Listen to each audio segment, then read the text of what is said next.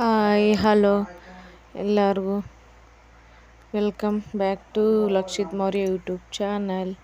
ನೋಡಿ, ಈಗ ಎದ್ದು ನಮ್ಮಮ್ಮ ಹೊರಗೆ ಕಸ ಗುಡಿಸ್ತಾಯಿದ್ರು. ನಾನು ಎದ್ದು ಈಗ ಬಂದುಬಿಟ್ಟು ದೇವರಿಗೆ ಕೈ ಮುಗಿದ್ಬಿಟ್ಟು ಹೋಗಿ ಟೀ ಕುಡಿಯೋಣ ಅಂತ ಕೂತ್ಕೊಂಡಿದ್ದೀನಿ.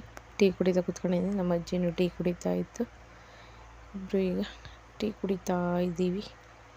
ಟೀ ಕುಡಿದ್ಬಿಟ್ಟು ನೆಕ್ಸ್ಟು ನಮ್ಮಮ್ಮೆಲ್ಲ ಕಸ ಹೊಡಿತಲ್ಲ, ಉದಾಸ್ಲು ಒರ್ಸೋಣ ಅಂದ್ಬಿಟ್ಟು ಬಂದೆ. ನಾನು ಉದಾಸ್ಲೆಲ್ಲ ತೊಳಿತಾ ಇದ್ದೀನಿ. ಉದಾಸ್ಲು ನಾನು ಯಾವಾಗಲೂ ಅರಿಶಿನ ಹಚ್ಚಿ ತೊಳಿತಾ ಇರ್ತೀನಿ. ಅದಾದಮೇಲೆ ಮತ್ತೆ ರಂಗೋಲಿ ಕುಂಕುಮ ಎಲ್ಲ ಪಕ್ಕದಲ್ಲೇ ಇಟ್ಕೊಂಡಿರ್ತೀನಿ. ಉದಾಸ್ಲೆಲ್ಲ ತೊಳೆದ್ಬಿಟ್ಟು ಈಗ ರಂಗೋಲಿ ಹಾಕೋಣಂತ ಬಂದೆ. ರಂಗೋಲಿ ಹಾಕ್ತಾ ಇದ್ದೀನಿ. ಬೆಳಗ್ಗೆ ಎದ್ದ ತಕ್ಷಣ ಕಸ ಹೊಡೆದು ನೀರು ಹಾಕಿ ರಂಗೋಲಿ ಹಾಕಿದ್ರೆ ಒಂದು ಚೆಂದ ಅಲ್ವಾ. ರಂಗೋಲಿ ಹಾಕಿ ನೋಡಿ, ಇವತ್ತು ಈ ಥರ ಸಿಂಪಲ್ ರಂಗೋಲಿ ಹಾಕಿದ್ದೀನಿ ನೋಡಿ. ಇದು ಹೊಸ್ತಿಲು ಈ ಥರ ಡೈಲಿ ಈ ಥರ ಅರಿಶಿನ ಹಚ್ಚಿಬಿಟ್ಟು ತೊಳೆದು ಬಟ್ಟಿಟ್ಟು ರಂಗೋಲಿ ಹಾಕಿ ಹೂವು ಇಡ್ತೀನಿ. ಅದಾದಮೇಲೆ ಮತ್ತೆ ಇವತ್ತು ಮನೇಲಿ ಚಪಾತಿ ಚಟ್ನಿ ಮಾಡೋಣ. ನಮ್ಮ ಮಾಲೆ ಕಡಲೆ ಬೀಜ ಹುರಿದು ರೆಡಿ ಮಾಡಿ ಚಟ್ನಿಗೆ ಈ ಕಡೆ ಅಜ್ಜಿ ಮೊಮ್ಮಗ ಸೇರಿ ಚಪಾತಿ ಹಿಟ್ಟು ಕಳಿಸ್ತಾಯಿದ್ರು. ನಾನೀಗ ಚಟ್ನಿ ಮಿಕ್ಸಿಗೆ ಹಾಕೋಣ ಅಂತ ಜಾರಿಗೆ ಹಾಕಿ ಮಿಕ್ಸಿಗೆ ಹಾಕೊಳ್ತಾ ಇದ್ದೀನಿ. ಹಾಕಿಬಿಟ್ಟು ಈಗ ಹಂಚು ಒಲೆ ಮೇಲೆ ಇಟ್ಟಿದ್ದೀನಿ. ನಮ್ಮಮ್ಮ ಚಪಾತಿ ಉಜ್ಜುತ್ತಾ ಇದೆ. ಹಂಚು ಕಾಯೋಕ್ಕೆ ಇಟ್ಟಿದ್ದೀನಿ. ಅಮ್ಮ ಚಪಾತಿ ಉಜ್ಜುತ್ತಾ ಇದೆ ನೋಡಿ. ಈಗ ನಾನು ಬೇಯಿಸ್ತಾ ಇದ್ದೀನಿ.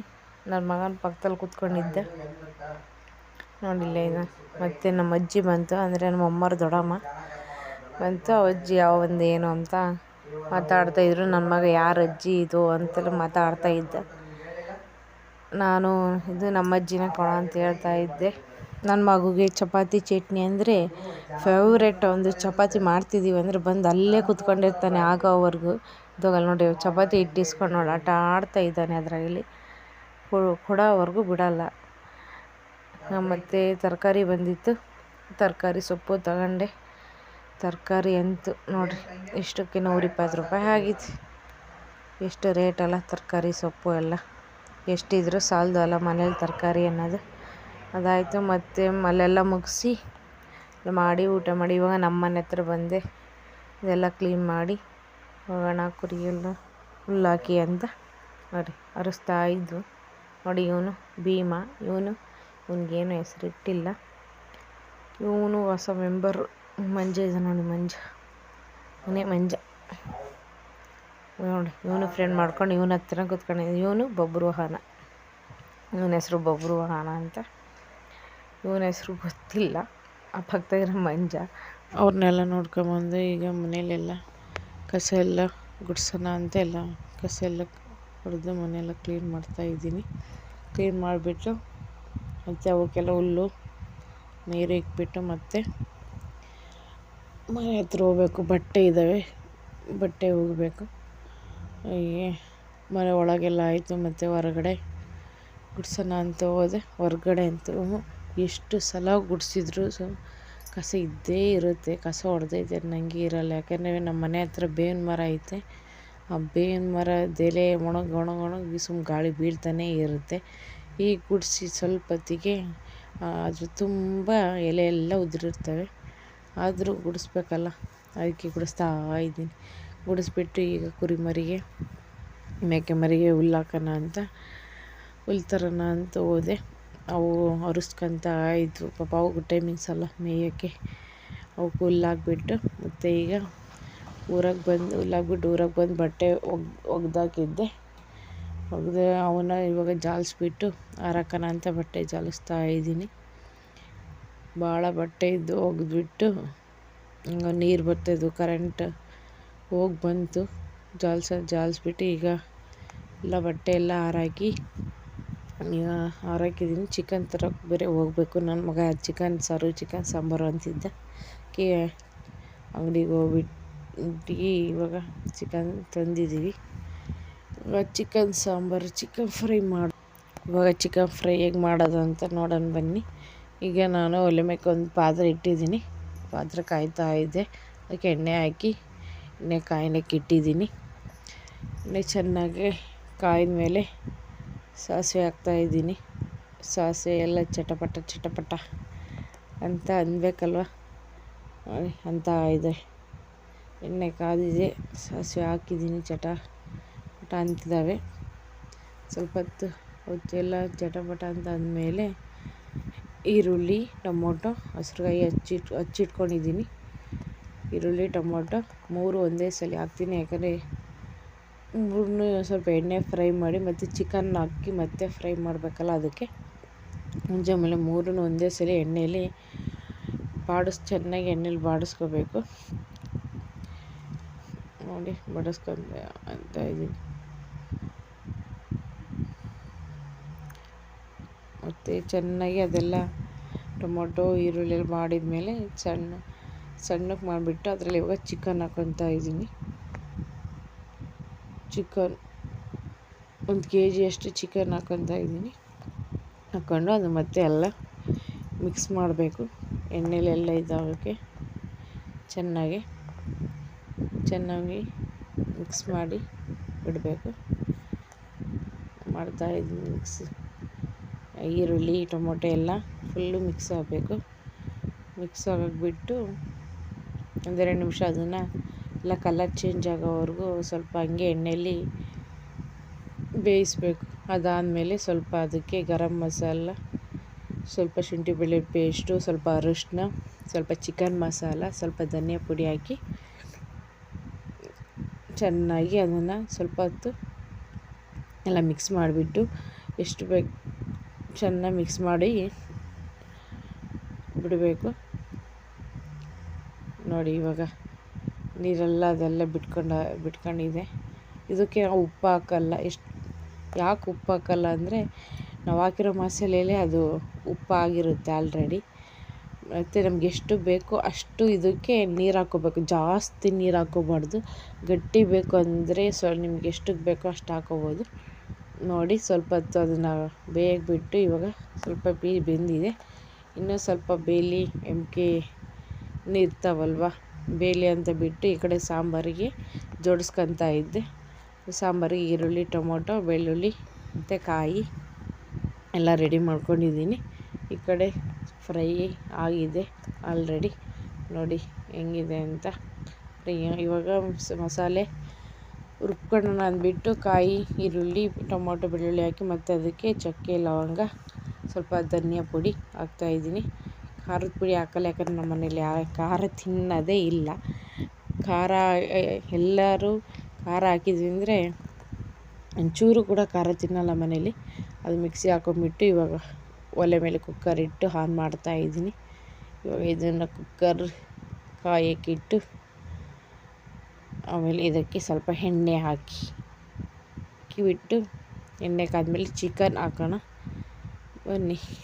ನೋಡಿ ಎಣ್ಣೆ ಕಾದಿದೆ, ನೋಡ್ತಾ ಚೆಕ್ ಮಾಡ್ತಾಯಿದ್ದೆ. ಎಣ್ಣೆ ಕಾದಿದೆ. ಇವಾಗ ಚಿಕನ್ನೆಲ್ಲ ತೊಳೆದು ಯಾವಾಗ ಅಂಗಡಿಯಿಂದ ತಂದಮೇಲೆ ಸ್ವಲ್ಪ ಚಿಕನ್ ತೊಳ್ಕೊಬೇಕು. ಯಾಕಂದರೆ ನಿಮಗೆ ಗೊತ್ತಿರುತ್ತೆ ಚಿಕನ್ ಅಂಗಡೀಲಿ ಹೆಂಗೆಲ್ಲ ಕಟ್ ಮಾಡಿರ್ತಾರೆ ಅಂತ. ಹಂಗೆ ಅಂತೂ ಚಿಕನ್ ಮಾಡ್ಕೊಂಡು ತಿನ್ನೋಕ್ಕಂದ್ರೆ ಮನಸ್ಸು ಬರೋದೇ ಇಲ್ಲ. ಅದಕ್ಕೆ ತೊಳೆದ್ಬಿಟ್ಟು ನೀರೆಲ್ಲ ಹಾಕಿ ಇಟ್ಟಿದ್ದೆ.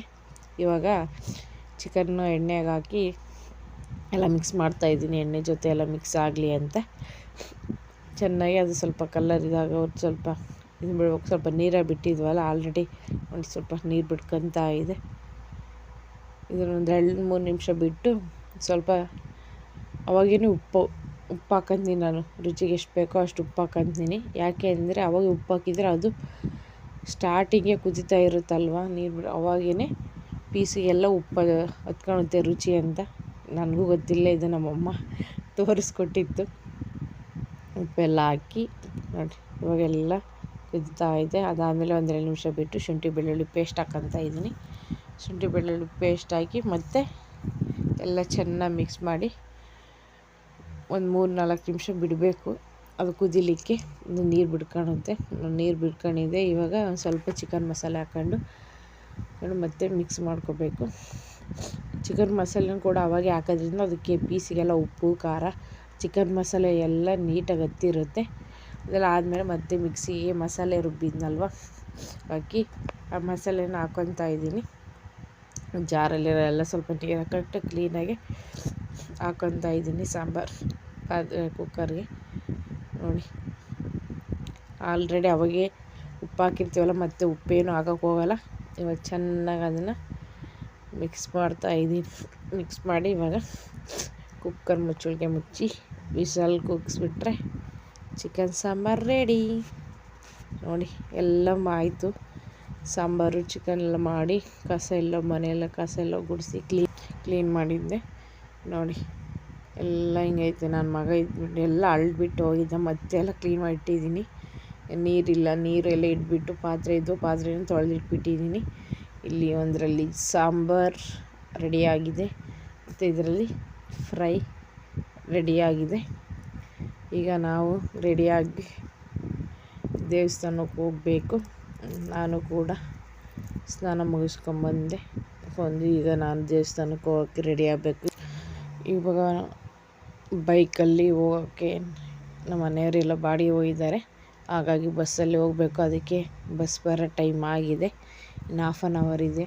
ಅದಕ್ಕೆ ಬೇಗ ರೆಡಿಯಾಗೋಣ ಅಂತ ಆಗ್ತಾಯಿದ್ದೀನಿ. ಆಗಿಬಿಟ್ಟು ಹೋಗಿ ಬರಬೇಕು ದೇವಸ್ಥಾನಕ್ಕೆ. ಎಲ್ಲ ಮನೆಯೆಲ್ಲ ರೆಡಿ ಮಾಡಿ ಇಟ್ಟಿದ್ದೀನಿ. ನನ್ನ ಮಗನೂ ಅವ್ರ ಅತ್ತೆ ಮನೆ ಹತ್ರ ಹೋಗಿದ್ದಾನೆ. ಇನ್ನು ಅಮ್ಮರು ಹೊಲದಲ್ಲಿ ಹೋಗೋದು, ಅವರು ಇನ್ನೂ ಬಂದಿಲ್ಲ. ಅವ್ರಿಗೆ ಫೋನ್ ಮಾಡಿ ಈಗ ಹೊರಡಬೇಕು.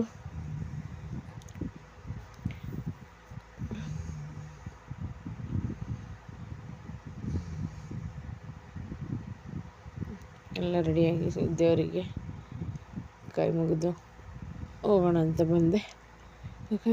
ದೇವ್ರಿಗೆ ಕೈ ಮುಗಿಬಿಟ್ಟು ಈಗ ನೋಡಿ ಇಷ್ಟು ರೆಡಿಯಾಗಿದ್ದೀನಿ. ಇವಾಗ ಡ್ರೆಸ್ ಚೇಂಜ್ ಮಾಡಬೇಕು. ಡ್ರೆಸ್ ಹಾಕ್ಕೊಂಡು ರೆಡಿ ಆಗೋಗಾಯಿತು. ಕೈಗೆಲ್ಲ ಬಾಡಿ ಲೋಷನ್ ಹಚ್ಕೊತಾ ಇದ್ದೀನಿ. ಚಳಿಗಾಲ ಬಂತು ಅಂದರೆ ಯಪ್ಪ, ನನ್ನ ಕೈ ಕಾಲು ನೋಡೋಕ್ಕಾಗಲ್ಲ, ಅಷ್ಟು ಹೊಡೆದಿರ್ತವೆ. ಅದಕ್ಕೆ ಬಾಡಿ ಲೋಷನ್ ಹಚ್ಕೊಂಡ್ಬಿಟ್ಟು ಈಗ ರೆಡಿ ಆಗಿದ್ದೀನಿ. ಈಗ ದೇವಸ್ಥಾನ ಹತ್ರ ಹೋಗೋಣ. ಬನ್ನಿ, ದೇವಸ್ಥಾನ ಹತ್ರ ಸಿಗ್ತೀನಿ. ಬಾಯ್. ನೋಡಿ ಬಸ್ ಸ್ಟ್ಯಾಂಡ್ಗೆ ಹೋಗ್ತಾ ಇದ್ದೀನಿ. ಬಸ್ ಸ್ಟಾಪಿಗೆ ನೋಡಿಕೊಂಡು ಬಸ್ ಬಂತು. ಬಸ್ ಹತ್ತಿ ಇಲ್ಲಿ ಹೋಗ್ತಾ ಇದ್ದೀನಿ ದೇವಸ್ಥಾನ ಹತ್ರ. ಬಂದು ದೇವಸ್ಥಾನ ಹತ್ರ ನೋಡಿ, ಇದೇ ದೇವಸ್ಥಾನ. ಇದು ಕಡಿಮೆ ಮಾರಮ್ಮ ದೇವಸ್ಥಾನ ಅಂತಾರೆ. ನಮ್ಮೂರಿಂದ 1 ಕಿಲೋಮೀಟ್ರ್ ಮುಂದೆ ಇದೆ. ಇಲ್ಲಿಗೆ ಬೈಕಲ್ಲಿ ನೋಡಿ ಹಿಂಗೆ ಹೋಗ್ತಾ, ಅಲ್ಲಿದೆ ದೇವಸ್ಥಾನ, ಅಲ್ಲಿ ಕಾಣಿಸ್ತಾ ಇದೆ ಅನಿಸುತ್ತೆ. ದೇವಸ್ಥಾನಕ್ಕೆ ಅಂತ ಹೇಳ್ಬಿಟ್ಟು ಬರಿಗಾಲಲ್ಲಿ ಬೇರೆ ಬಂದಿದೆ, ಬಿಸಿಲು ಬೇರೆ. ಇವಾಗ ನೋಡಿ ನಡ್ಕೊಂಡು ಬಂದೆ. ಅಲ್ಲಿದ್ದ ದೇವಸ್ಥಾನದ ಹತ್ರ ಬಂದೆ. ಇದು ದೇವಸ್ಥಾನ, ಕಡಿಮೆ ಮಾರಮ್ಮ ದೇವಸ್ಥಾನ. ಇಲ್ಲಿ ಕಾಲು ತೊಳ್ಕೊಂಡು ಹೋಗೋಣ ಅಂತ ಈ ಕಡೆ ಬಂದೆ. ನೀರಲ್ಲಿ ಕಾಲು ತೊಳ್ಕೊಂಡು ಹೋಗ್ತಾ ಇದ್ದೀನಿ. ಇವಾಗ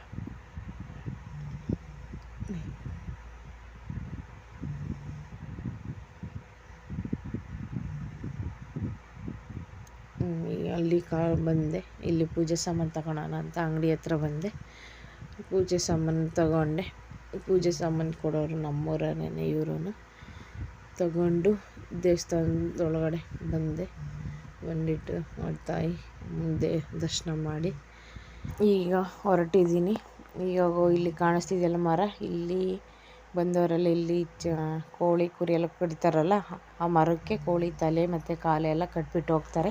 ಇಲ್ಲಿ ಅಮಾವಾಸ್ಯೆ, ಹುಣ್ಣಿಮೆ, ಮಂಗಳವಾರ, ಶುಕ್ರವಾರ, ಭಾನುವಾರ ಅಂತೂ ಫುಲ್ಲು ಜನ ಇರ್ತಾರೆ. ನೋಡಿ ಇವಾಗ ನಾನು ಸಂಜೆ ಬರೋದ್ರಿಂದ ಇದ್ದಾರೆ, ಬೆಳಗ್ಗೆಯಿಂದ ಬಂದು ಹೋಗ್ತಾನೆ ಇರ್ತಾರೆ. ನಾನು ಅಲ್ಲಿದ್ದ ಮನೆಗೆ ಬಂದೆ. ಮನೆಗೆ ಬಂದಾಗ 5:45 ಆಗಿತ್ತು. ಮತ್ತು ನಮ್ಮ ಮನೆ ಹತ್ರ ಹೋಗಿ ಪೂಜೆ ಎಲ್ಲ ಮಾಡಿಬಿಟ್ಟು ಈಗ ಅಮ್ಮ ಮನೆ ಹತ್ರ ಬಂದೆ. ತುಂಬ ಹೊಟ್ಟೆ ಹಸ್ತಿತ್ತು. ಬೆಳಗ್ಗೆ ಊಟ ಮಾಡಿದ್ದು ಇರಲಿಲ್ಲ. ದೇವಸ್ಥಾನಕ್ಕೆ ಹೋಗಿ ಬಂದು ಮಾಡೋಣ ಅಂತ ಸುಮ್ಮನಾಗಿದ್ದೆ. ಇಲ್ಲಿ ನನ್ನ ಮಗ ಕಲ್ಲಂಗಡಿ ಹಣ್ಣು ಕೊಟ್ಟಿದ್ರು ಯಾರೋ, ಅವನ್ನ ಎತ್ತಿಡ್ತಾ ಇದ್ದ. ಮತ್ತು ಮುದ್ದೆಗೆ ಇಟ್ಟಿದ್ವಿ. ಮುದ್ದೆನ ಮಾಡಿ ಊಟ ಮಾಡಬೇಕು. ನೋಡಿದ್ರಲ್ಲ ಇವತ್ತಿನ ವಿಡಿಯೋ ಹೇಗಿತ್ತು ಅಂತ. ಪ್ಲೀಸ್ ಎಲ್ಲರೂ ಸಬ್ಸ್ಕ್ರೈಬ್ ಮಾಡಿಕೊಡಿ, ಲೈಕ್ ಮಾಡಿ, ಶೇರ್ ಮಾಡಿ, ಸಪೋರ್ಟ್ ಮಾಡಿ. ಎಲ್ಲರಿಗೂ ಧನ್ಯವಾದಗಳು.